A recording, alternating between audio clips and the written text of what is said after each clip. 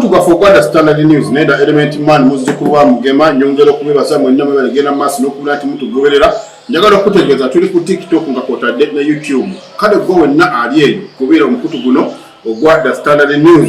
olw'ebyo byengenda mu maaso n'okubeera nti ekyamazima mbawa ate nammwe ne mugenda mu maaso n'okubeera nti mungoberera olunaku olwaleero njagala okutegeeza gwe wenna andaba mu kaseera kano nti kwegamba ebigenda mu maaso ekyamazima oba kati bifuuse eki kuba kati buli omu waali agenda mu maaso n'okubeera nti ayogera bibye olwo n'ayogera bibye n'oli n'ayogera bibye njagala okutegeeza Jeno Muhoozi Kainerugaba gwe mutandise olunaku olwaleero ono mu kaseera kano alina ekiwandiiko kyeyatadde ku mukutu gwe ogwa Twitter ng'agamba nti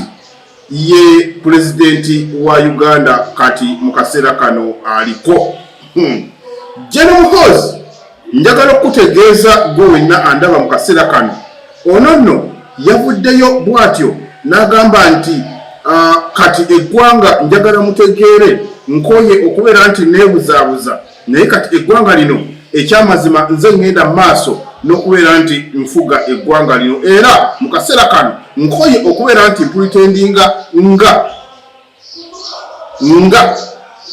pulezidenti nga ndi emabega naye ku mulundi guno njagala mutegeere nti ekyamazima nze ngenda mu maaso n'okubeera nti nfuga eggwanga lino Uganda. Oyo nno ye Muhoozi. Ebigambo by'omukulu ono Jeno Muhoozi Kainerugaba njagala okutegeeza ono ye CDF oba yagenda mu maaso n'okubeera nti akulira amagye ga Uganda mu kaseera kano era nga sina magye gokka kumbe kati yalinga akulira eggwanga Uganda okusinziira ku ebyo ebigenda mu maaso bye tulaba nga ye buli kyasalawo agenda mu maaso n'okubeera nti akituukiza oba agenda mu maaso n'akiteeka mu nkola olw'ebyo ebigenda mu maaso mu kaseera kano ebigenda mu maaso okubeera nti mu kaseera kano bigenda mu maaso ne bikolebwa njagala okutegeeza njagala okubuulira nti mu kaseera kano omukulu ono David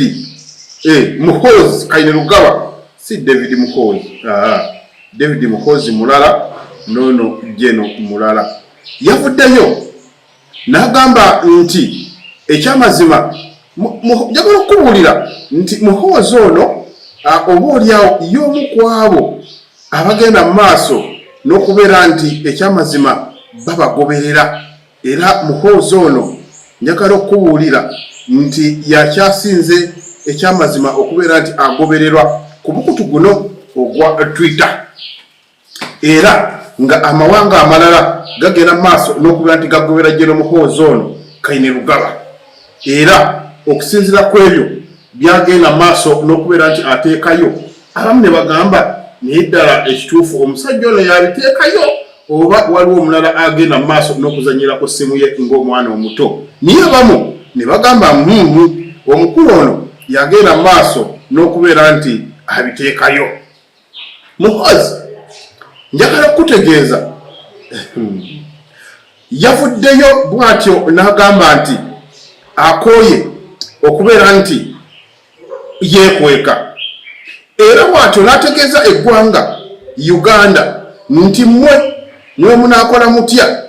eggwanga kati nkooye okubeera nti neekweka eggwanga lino ekyamazima nze ngenda mu maaso n'okulifuga okusinziira ku ebyo ebigenda mu maaso oba okusinziira ku ebyo ebiriwo nga njagala ntereeze eggwanga lino mwenammwe mubeerenga ekyamazima eggwanga lino Uganda mulyeyagaliramu. Muhoozi bino byonna okutuuka okubeera nti abyogera njagala okutegeeza nti kyavudde kubeera nti Muhoozi ono yaggadde oba oliawo omukutu yaggadde omukutu ogwa Nation Media mu lufuutifuuti NMG oba oliawo gye tuyita NTV nga muno mwe mwabaddemu Daily Monitor radio ez'enjawulo TV ez'enjawulo ng'abantu bano baali bakola kumpi enkambi yaabwe mu ggwanga Uganda era nga enkambi eno njagala okutegeeza gwe andaba ku mukutu guno ogwa Standard News nti enkambi eno baali bagamba nti omukutu gusinziira wano bwe gutyo ne gugenda mu maaso n'okuweereza ebintu mu ggwanga lyattu Uganda. Wabula mu kaseera kano omuntu ono ngamba CDF era nga General Muhoozi Kainerugaba agenda mu maaso n'okubeera nti ekyamazima akulembera eggwanga kuye yagamba nti eggwanga lino ekyamazima ndyagala nnyo era nina ebintu by'endala ebitatambula bulungi nange kwekyo kwe kuvaayo nengenda mu maaso n'okubeera nti eggwanga Uganda njagala okulitereeza era buli kimu kibeere nga kitambula mu moraali era buli kimu kibeere nga kitambula mu ngeri oba oliawo gye njagala Uganda eno etambulemu era ebeere nga ekyamazima erina okutambula obulungi ate ffenna egende mu maaso n'okubeera nti etuweesa ekitiibwa nga tusinziira ku ebyo ebigenda mu maaso nga tusinziira ku ebyo ebigenda mu maaso nti nga ye omukulu ow'ekisinde kya PLU ayagala okubeera nti atereza eggwanga Uganda okusinziira ye bw'alaba nti eggwanga lino ekyamazima mumulayika mulizanyisa buzanyisa naye ate nze nganze nina okubeera nti ntereza eggwanga Uganda. Eggwanga lino libeeremu emirembe mmwe gye oba oliawo gye mutalaba ate nga nze emirembe ndaba bwegiri naye ate waliwo emirembe abamu abagikozesa obubi. Wano omukulu ono ngamba General Muhoozi Kainerugaba oluvannyuma lw'okubeera nti aggalawo national media omuli NTV, Daily Monitor, Spark TV, Dembe FM, KFM olwo rediyo endala mu bigambo bye yavuddeyo n'agamba nti kati njagala mbalage nti ddala kituufu nze pulezidenti w'eggwanga kyesalawo kirina okubeera nti ekyamazima kikolebwa okusinziira ku ekyo nze nganze kyemba njagala kikole. Mu bigambo by'omukulu ono ngamba General David Muhoozi Kainerugaba bye yawandiise yavuddeyo mwanattu n'ategeeza nti yavuddeyo n'ategeeza eggwanga nti ekyamazima era omukutu gwa guno njagala okubuulira yaguwandiise mu nnaku obaoliawo ezetukubye emabega. Yavuddeyo n'agamba nti mu lulimi lwe yawandiise abamu ne batuuka n'okubeera nti beebuuza oba ddala eyabadde azanyira ku ssimu oba ddala essimu yennyini yabadde nayo oba waliwo eyagimubyeko n'agenda mu maaso n'otestinga bino oba n'awandiika obubaka buno n'agamba nti nze gwe mulaba genda bisoma mu lulimi lwaffe Oluzungu. N'agamba nti I have overthrown my father and I am now the president of Uganda. I'm tired of pretending nti nze Museveni nti nze president. Kati njagala mukimanye byonna ebigenda mu maaso bigenda ku biragiro byange era nze ngenda mu maaso n'okubeera nti nsalawo kiki ekinakola kiki ekyakole era kiki ekiyinza okubeera nti kinatambula bwe kityo. Kati nno mu kaseera kano oluvannyuma lwa General Muhoozi Kainerugaba okuwandiika akagambo kano nga kagamba nti nkooye okubeera nti neebuzaabuza nti nze pulezidenti wa Uganda era njagala mukimanye nti ddala kituufu nze oba oliawo pulezidenti aliko essaawa zino.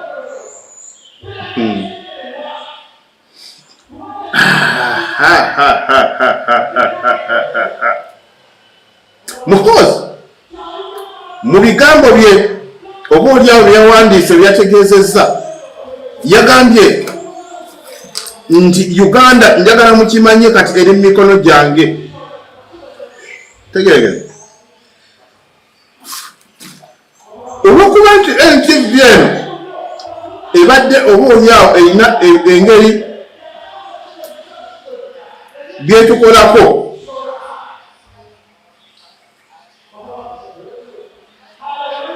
oboolyawo erina engeri gyegenda mu maaso nekola emboozi zaayo. Ye kyagambye nti emboozi zino zibadde zikuma mu muliro abantu nga namwe mubadde mbiraba engeri emboozi NTV zebadde ekola kwegamba ng'ebadde ewaana omukulu General Muhoozi naye nga eringa emuwaana wakati mugenda maaso n'okuduula. Naye okuduula baduula batya? Okuduula kwegamba badde balina engeri gye bakolamu emboozi nebamba kwegamba katumulage. Wano nno General Muhoozi Kainerugaba wakati mu bino byonna nti yagaddewo NTV era bwatyo n'ateekako ne post egamba nti kati ye president waffe wa Uganda. Wabula amawanga ga East Africa gano nno kwegamba bapresidenti ba East Africa bonna beekuŋŋaanyiza oboolyawo ne bagamba naye ddala omusajja ono alinga atujooze. Ife mu Uganda tumanyi President Museveni wabula gwe tetukunnaba kubeera nti tukumanya nti kituufu gwe pulezidenti. Era bo bavuddewo batyo ne bayisa ekiwandiiko ekigamba nti bannange ensi eno gye mulaba ife Muhoozi tetumumanyi nga pulezidenti waffe nga pulezidenti wa Uganda wabula tumanyi omukulu General Yoweri Kaguta Museveni nga pulezidenti eyalondebwa mu kalulu era nga pulezidenti aliko essaawa zino ngamba General Muhoozi Kainerugaba. Era mu kaseera kano General Muhoozi Kainerugaba bw'atyo yagambye nti oluvannyuma oba yabaddiddemu oyinza okuba eba musajja wattu yabaddiddemu oba akazito kamuyitiriddeko simanyi akazito kamuyitiriddeko simanyi. Oluvannyuma lw'okubeera nti General Muhoozi bino nno njagala okukugamba nti gwe nabo oba osobola ogenda ku mukutu gwe ogwa Twitter okuvaayo n'ogamba nti oba olyawo n'oyogera n'ogamba nti oba nawe kennyini n'osobola okubeera nga obisoma era nga njagala okutegeeza nze bino byensoma sibijja mu mutwe gwange nange ngenda maaso nembeera nti nengoberera omukutu guno ogwa Twitter gutuyita X era abamu oba olyawo nga mwe temuguyina nange gyensomola ebyama yaddala ku mukutu ogwa omukulu no General Muhoozi Kainerugaba gwe tuyita CDF era nga mutabani w'omukulembeze w'eggwanga yattu Uganda. Wakati mu kubeera nti General Muhoozi agaddewo NTV ku mukutu gwe bw'atyo yawandiise n'agamba nti ekyamazima mpulira nga nnina essanyu ery'amaanyi era ery'ensusso nga NTV efiirirwa obukadde 5 obwa dola padde obukadde 5 obwa dola padde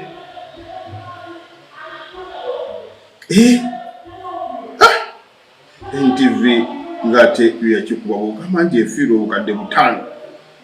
padde n'ogamba nti bano ddala ekyamazima nga bo bali wala nga bo bali wala. Wano nno omukulu ono General Muhoozi Kainerugaba bw'atyo njagala okutegeeza nti okuva ebagala ekitongole kya NTV bingi ebibaddewo n'atuuka n'okugamba nti ayigga omukulu owa NTV agende maaso n'okubeera nti avunaanibwa ku ebyo oba ku mawulire gagenda maaso n'okubeera nti ayogera oba gakuŋŋaanya ng'agamba nti ekyamazima nti bo baliwo kubeera nti bayeekera oboolyawo eggwanga era nti ebigambo byewateeka ku mpewo zaabwe si birungi byakuwulira, si birungi byakuwulira. Wabula nga bo balina kubeera nti bakola omulimu ng'omuntu ng'owamawulire, walina okukola omulimu gwe. Wano nno oluvannyuma lwa NTV okubeera nti eggalwa era n'awandiika ekigambo kiri nti ye pulezidenti waffe owa Uganda mu kaseera kano, naye kugamba nti omukago ogwa East Africa gwe gwennyini gwavuddeyo ne gutypingira ddala ku mukutu ogwano ogwa mukulu ono General Muhoozi nga kugamba eno tugiyite yabadde State of East Africa, State of East Africa, nga bagamba nti ekyamazima tetugenda kubeera nti tutunula butunuzi,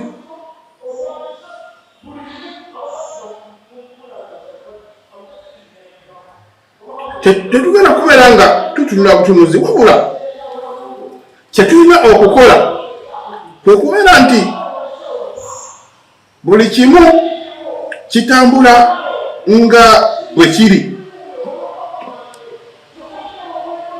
Era bwetyo laffe tuva ne tuwandika ekiwandiiko ekigamba nti Muhoozi tagendangako mu kalulu, era tetumumanyi nga pulezidenti. Ffe tumanyi omukulu oyo omu yekka, era nga ye pulezidenti wa Uganda General Kaguta Museveni ayita mu kalulu, era nga ye ono Museveni ye, njagala okutegeeza pulezidenti Museveni ono ye ssentebe waba pulezidenti ba East Africa. Kuba bakiwandiise nga ye ssentebe waabwe, kale kwegamba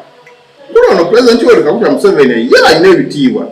lwakuba nti mmwe abamu muli eyo ebitiibwa bye mugenda mu maaso ne mugenda n'okubeera nti mubijevuna, naye nga kituufu ye omukulu ebitiibwa bye abirina. Omukulu ebitiibwa bye abirina mu bujjuvu.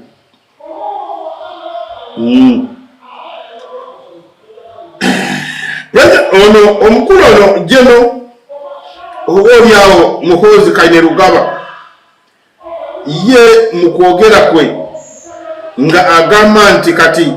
ayagala abasajja bano aba NTV oboolyawo baddemu empisa nti bakole amawulire, nga amawulire gano tegagenda mu maaso n'okubeera nti ekyamazima nga gasiga obukyayi mu bantu, wabula bakole ago agaleeta emirembe mu bantu.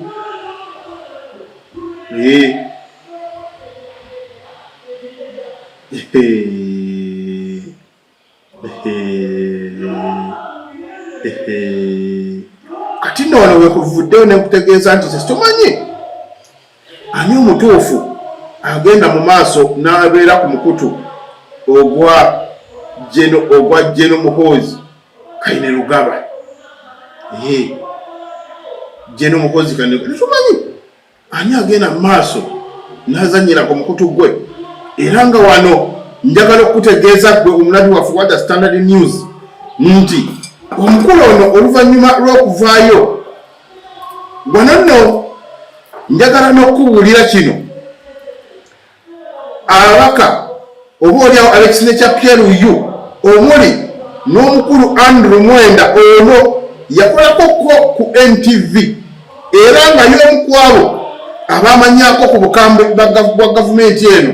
ne bagenda mu maaso n'okubeera nti bamukwatamu ne bamuggalira olw'emisango gye njagala okutegeeza nti gye yazza, era nga gino nno gyava ku nnyonyi eyagwa nga yali mu pulezidenti wa South Sudan omukulu John Galanga. Ebigambo bino byawandiika nze nga nze sisobola kuddamu kubyogera, naye nammwe mwabimanya era mwaliwo ku oluffe bwe tutaali, twali tukyali baana bato nnyo. Ono nno yafunye okwogera okw'enjawulo n'omukulu General Muhoozi Kainerugaba ng'amusaba kale NTV lwakiri giggale gikulewo, naye nga waliwo obukwakulizo obuulyawo obulina obbateebwako. Oluvannyuma lwa bino byonna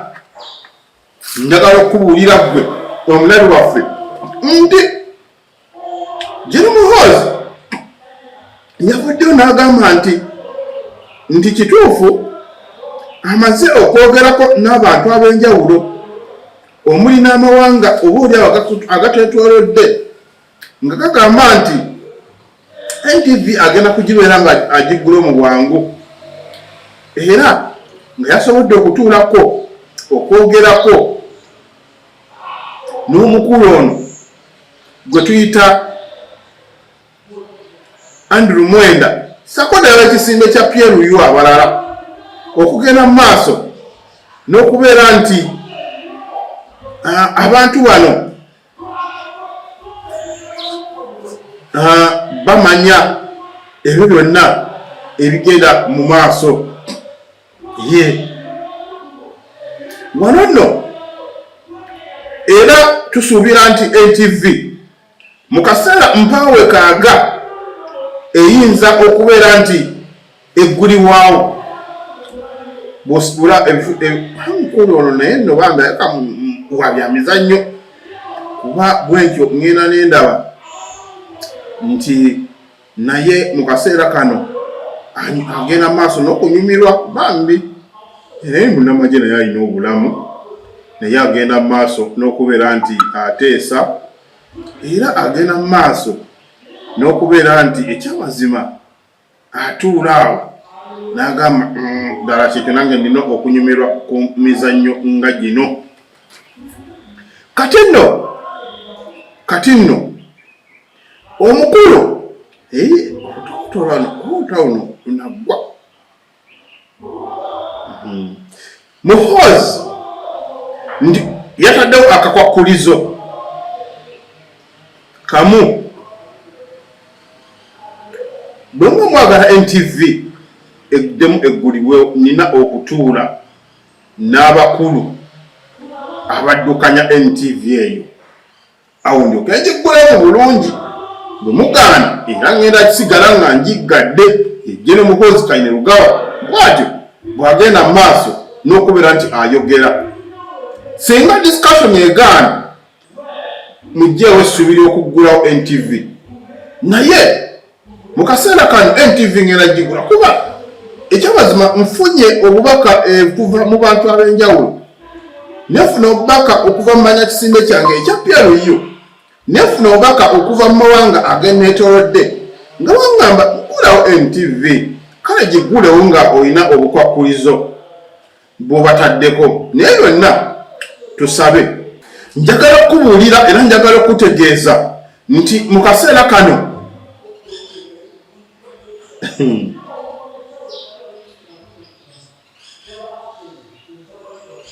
mu kaseera kano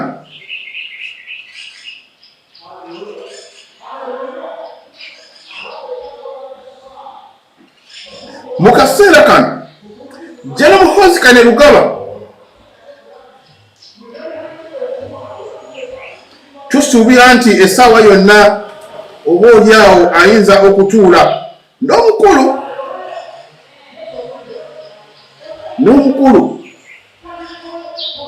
n'omukulu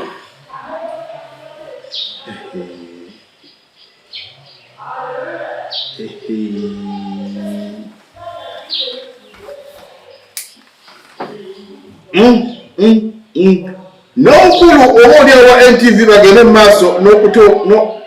n'okuteesa ku ebyo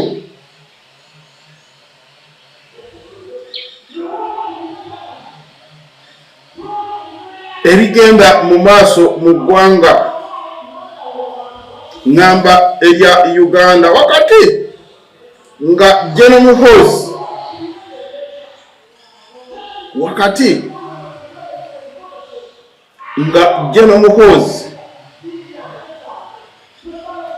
agenda mu maaso n'okubeera nti ateesa n'abo obudde olwayagala ensonga za Uganda bazikwate bulungi batambule nga bali wamu.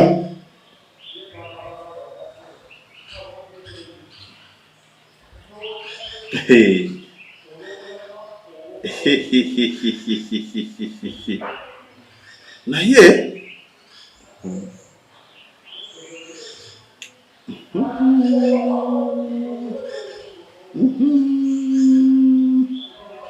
Wano njagala kubuulira nti mu kaseera kano wadde bino byonna nga weebiri omukulu n'omwana ogundi ya Ssemujju Nganda alina ebigambo byewandiise. Ssemujju Nganda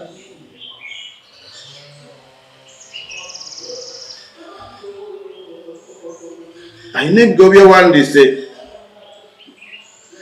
oba Muhoozi yennyini.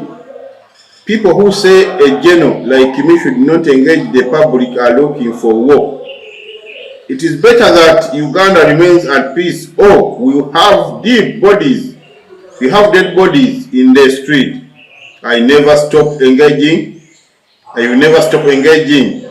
with my people. Maybe when I become a UPDF member of parliament, I may stop treating bwatyo omukulu oyagambye.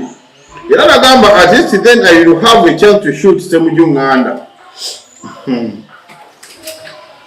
Katonda wano omukulu ono Ssemujju Nganda oluvannyuma lw'omukulu okugamba nti bino mbisomedde byayiseewo nno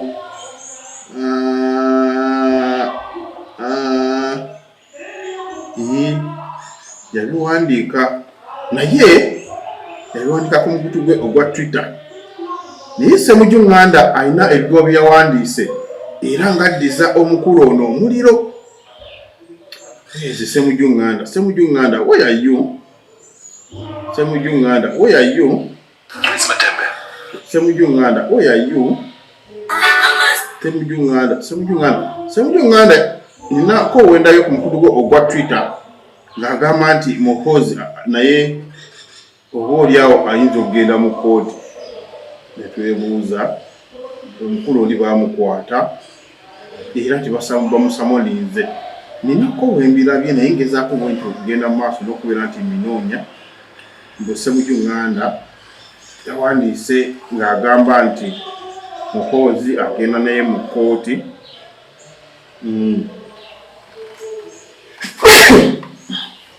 Oyo Ssenyiga bannaaye bwe mumpulira nga sissa bulungi temweraliikirira. Ssemujju Nganda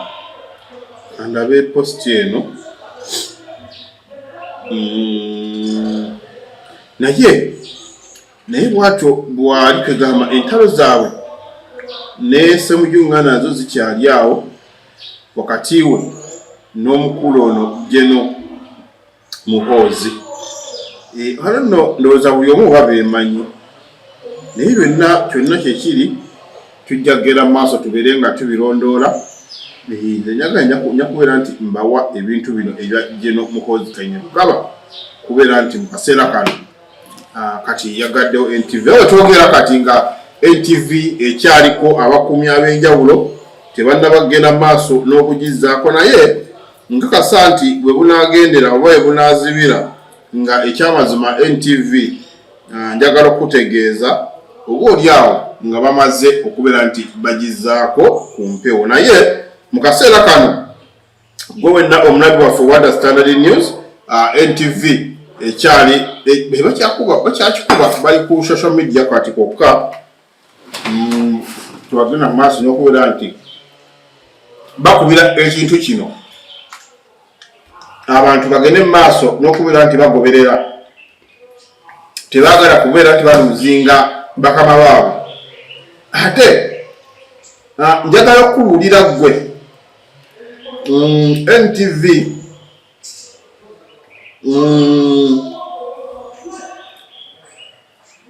yabaddeawo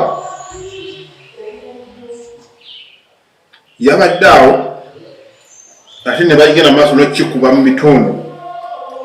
ebyeggulu ebya NTV Kenya Citizen zonna nga zoogera ku nsi yaffe Uganda. Kaba nti omusajja oli ekyamazima awambye obuyinza, naye ate abantu abamu ne bava ne bagamba oyo abalimba. Obuyinza tebunnaba kubeera nti ekyamazima buwambibwa. Njagala kutegeeza gwe ali ku mukutu guno ogwa Standard News nti n'olunaku olwaleero omuntu gwe basiba leero ng'ennaku z'omwezi 3 nedda leero 3 kweli leero saa 3 leero saa 3 leero 3 omukulu Dr. Kano Kizza Besigye ne munne Obed Lutale nga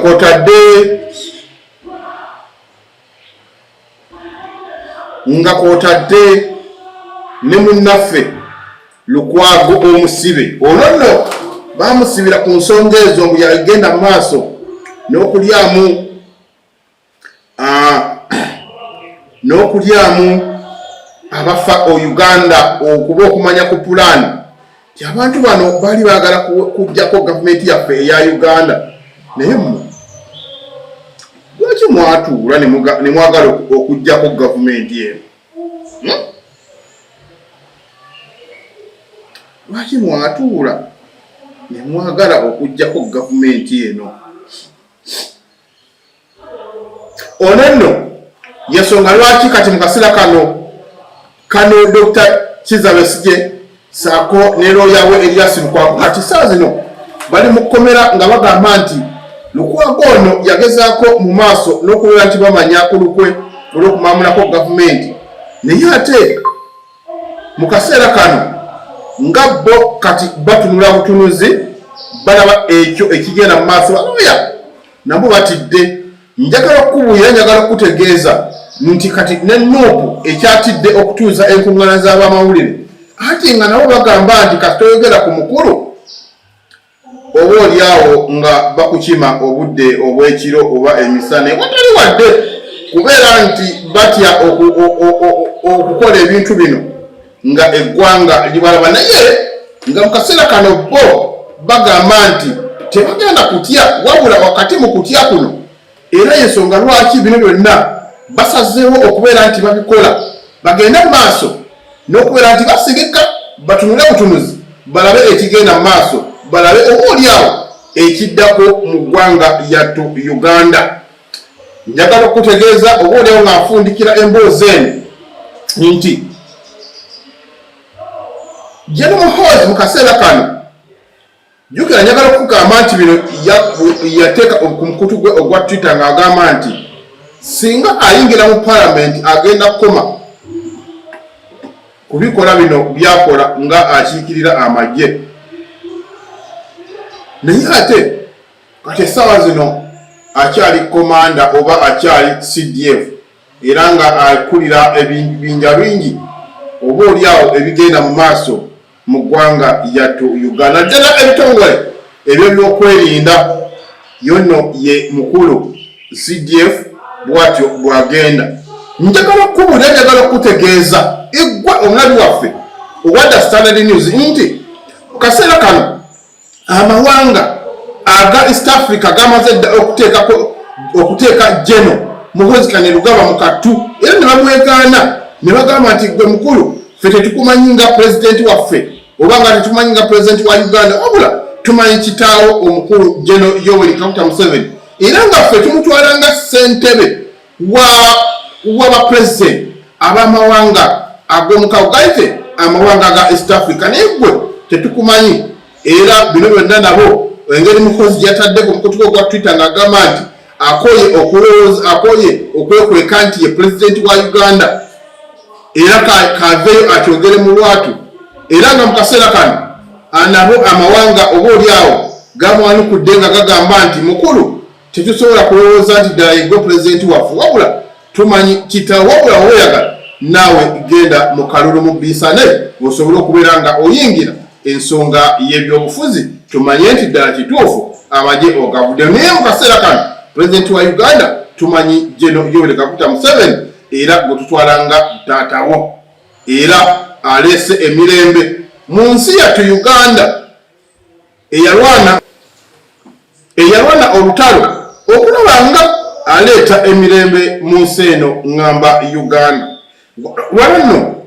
sigenda kubeera nga nsukkawo mbadde da element man muzzukulu wa mugema nkusaba genda osubscribe ngola yikinge ate ogende maaso n'okubeera nti otugoberera mu kaseera kano.